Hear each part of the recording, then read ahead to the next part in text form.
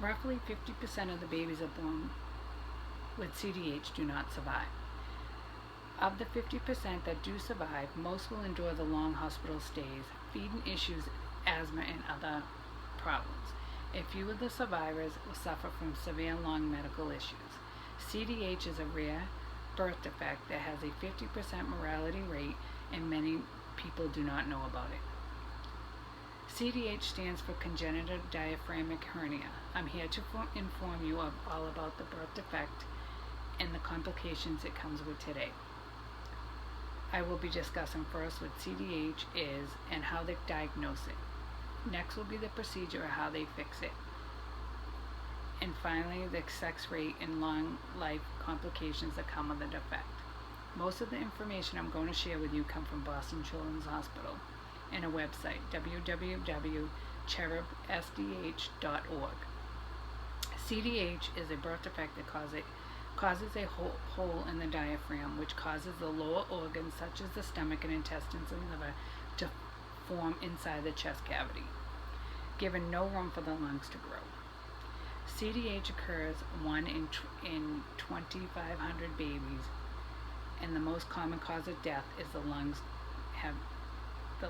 are not being able to develop properly due to the organs forming in their place. It can be diagnosed in utero during a routine ultrasound. Some cases are diagnosed early on the pregnancy in about 12 weeks and might not be found until 32 weeks. There are also very rare cases that babies are not diagnosed until they are born. At birth, the babies are automatically intubated and taken into the NICU to be prepped for surgery. The surgery can happen anywhere between 24 hours and 10 days after birth, depending on how stable the baby is. The surgery consists of surgeons going in and moving all the organs to where they need to be and repair the hole in the diaphragm.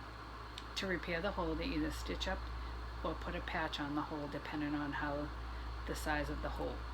Some babies are placed on ECMO, which is a life support machine, while others can independently breathe on their own. Every baby is different and all depends on their needs.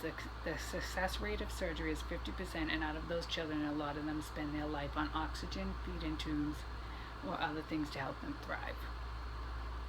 Well, some of them come away from having CDH with no issues after leaving the hospital.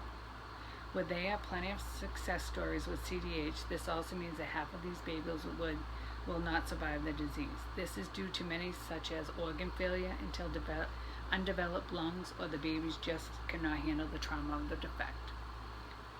CDH comes with a lot of complications that no child should have to suffer.